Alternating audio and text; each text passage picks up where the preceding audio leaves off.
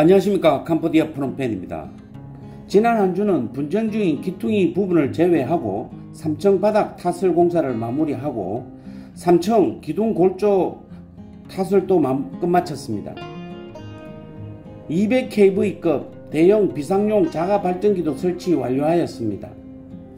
통상 발전기 설치는 공사 말미에 하는 것이 정상이나 캄보디아의 잦은 정전을 감안 공사 기간 차질이 발생하지 않기 위해 조기 장착한 것입니다. 그리고 금주에는 현장 사무소를 건물 안으로 이동하여 컨테이너 사무실을 제거할 계획이며 이 자리는 작업 공간 및 지하 정화조 자리로 추후 공사할 예정입니다.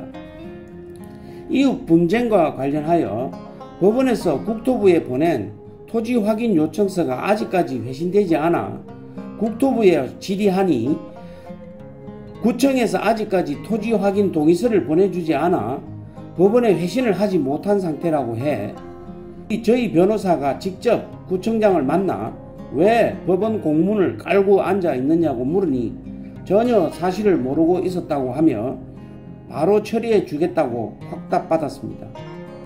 어디까지 믿어야 할지는 모르겠지만 답답합니다. 캄보디아에 살면서 관공서를 상대할 때는 그들만 믿지 마시고 항상 확인도 확인하시어 챙겨야 하는 것 잊지 마시기 바랍니다. 특히 제가 아쉬울 땐 더 그렇습니다. 한편 지하 진입로 공사를 위해 담장 제거를 다른 옆집에 협조 요청하였으나 협조해주지 않아 이들의 도움 없이 담장을 그대로 둔 채 H빔을 이용한 탑다운 공사 방식으로 변경, 다음 주부터 공사 강행하기로 하였습니다. 이 방식으로 진행할 경우 비용은 추가되나 지상에서 지하 방향으로 골조 작업을 연속적으로 진행할 수 있고 공사 기간을 앞당길 수 있다는 장점이 있으며 무엇보다도 옆집에 통사정하지 않아도 되어 마음 편하기도 합니다. 금주는 이 나라의 편리한 콜택시 사업에 대해서 알아보고자 합니다. 지금 한국은 택시 기사들의 반대로 택시 호출 서비스를 시행하지 못하고 있으며 카카오 택시와 같은 콜택시 서비스는 기존 택시 사업자들을 기반으로 하고 있어 오히려 길거리에서 택시 잡기가 더 힘들어졌고 카카오 택시를 이용할 경우 추가 콜 비용을 더 지불해야 하는 꼴이 되어 이 모든 피해는 고스란히 국민들이 목이 되었습니다. 우버와 같은 택시 호출 서비스는 전 세계의 대세이며 이제 아프리카 시골을 가더라도 전화 한 통화 아니면 손가락 몇 번으로 우버 택시가 달려옵니다. 한국만 택시 기사들 타령하다가 서울 한복판에서 택시 잡기 위해 30분을 기다려야 하는 그런 나라가 되었습니다. 집단 이기주의와 정부의 무능이 부른 선진 한국의 현실이며 곧 세계인들로부터 대중교통 후진국으로 도태되지는 않을지 걱정이 됩니다. 캄보디아 수도 프놈펜의 이동수단은 크게 시내버스, 택시, 툭툭 등 세 가지로 구분해 볼 수 있습니다. 몇 년 전까지만 하더라도 그냥 일반 오토바이로 택시를 대신하던 개인들이 있긴 하였으나 호출 택시 서비스들이 등장하면서 모조리 사라졌습니다. 프놈펜 시내버스인 시티버스는 일본의 무상 원조를 받아 2014년 9월에 세계 노선으로 시작, 코로나로 2년간 중단되었다가 작년 11월부터 재개, 현재 프놈펜 시내 13개 노선을 따라 235대가 운행되고 있으며 요금은 평균 2,000레알 정도입니다. 약 600원 정도입니다. 하지만 전편에도 말씀드렸다시피 오토바이가 대중화되어 있어 중학생들조차 개인 오토바이를 타고 등교할 정도이니 버스는 상대적으로 효용도가 낮고 이용률이 저조해 적자로 인한 시청의 고민이 큽니다. 이와는 반대로 툭툭의 경우 약 10년 전부터 인도의 락샤 제조업체들이 캄보디아에 진출, 저렴한 가격 및 LPG 연료를 이용한 낮은 유지비로 과거 중고 오토바이를 개조한 툭툭이를 거의 몰아내고 이 나라 시장을 석권하였습니다. 현재 캄보디아에는 약 5만 대의 툭툭이가 있으며 이 중 3만 5천 대 정도가 개인 택시 사업을 하고 있고 15,000대 정도는 개인 자가용 또는 기타 화물 운반용으로 이용되고 있습니다. 대당 가격이 세금 포함 약 3,000불에서 4,500불까지 수준이며 현재 인도 제조업체들 뿐만 아니라 중국, 대만, 심지어 한국의 명신산업이 개발한 전기 툭툭이까지 진출해 치열한 한판 전쟁 중에 있습니다. 이 툭툭이의 폭발적인 판매 성장에는 우버와 같은 호출 서비스 업체들이 협조가 있었으며 이로 인해 캄보디아의 이동 수단의 기본으로 지금 자리 잡게 되었습니다. 하지만 하늘을 찌를 듯 고공성장하던 이 툭툭이도 코로나 앞에서 꼬꾸라지고 유가 상승까지 겹쳐 실차 판매는 바닥을 기고 있으며 기존 툭툭 택시 운전자들까지 돌아오지 않는 관광객을 마냥 기다리기만 하며 인내해야 하는 고통스러운 시기가 되고 있습니다.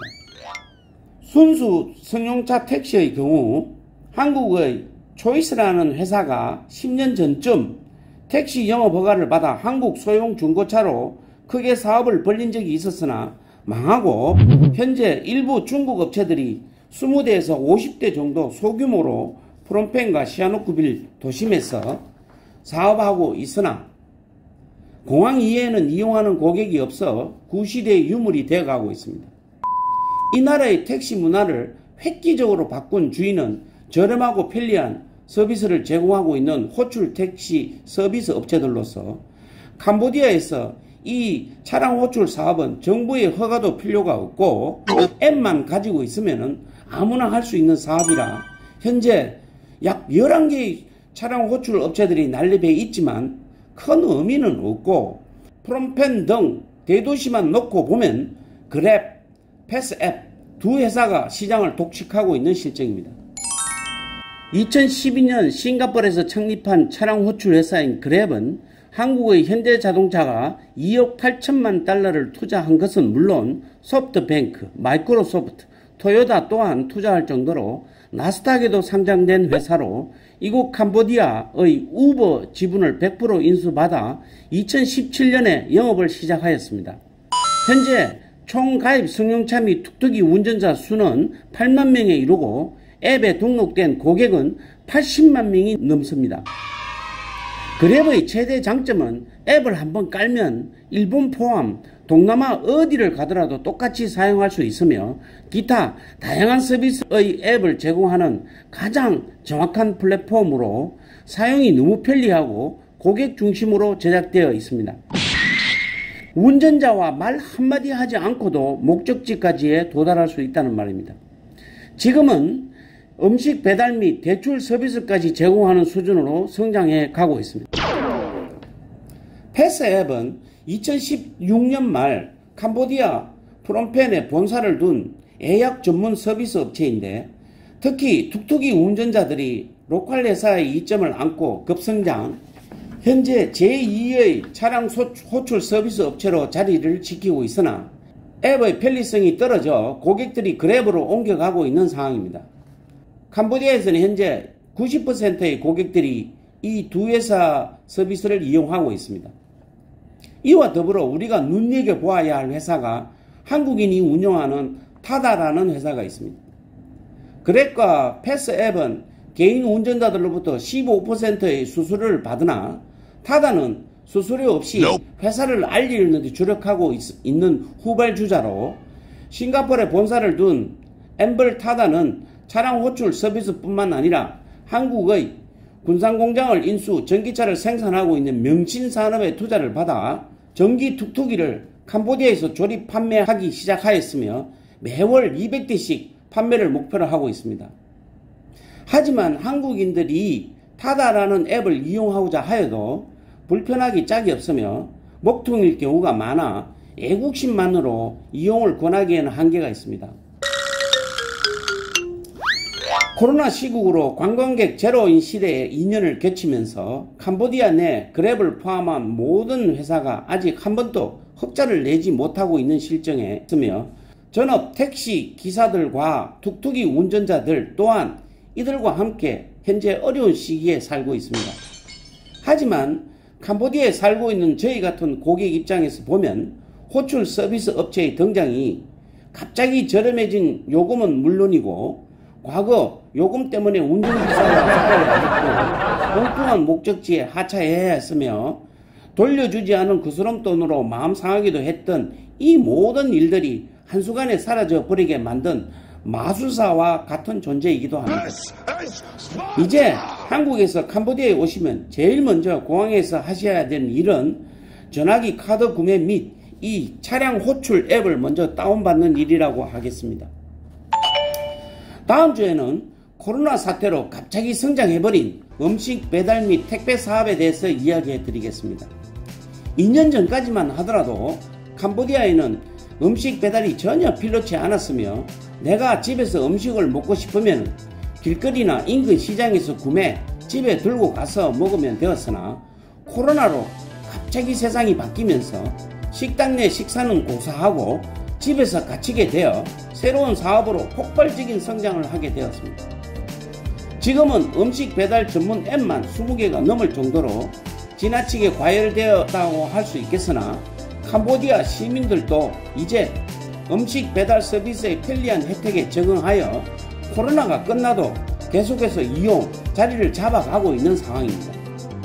그리고 직접 매장을 방문, 구매하는 각종 제품들도 이제 음식 배달 사업처럼 앱을 이용하여 집에서 편리하게 구입하게 되면서 과거 버스나 화물차에만 의존 지방까지 송달하던 상품을 찾으러 가야 했던 불편함을 벗어나 지금은 전문 택배 업체들의 등장으로 도어 투 도어 집에서 원하는 물건을 받는 시대가 되고 말았습니다. 과연 캄보디아에 불고 있는 음식 배달과 택배 사업은 어느 정도인지 그리고 앞으로 시장은 어떻게 바뀔 것인지 하나하나 조명해 보고자 합니다. 금주에도 시청해 주셔서 감사드리며 다음 주에도 한 걸음 더 캄보디아에 들어가 보고자 합니다. 감사합니다. 안녕히 계십시오.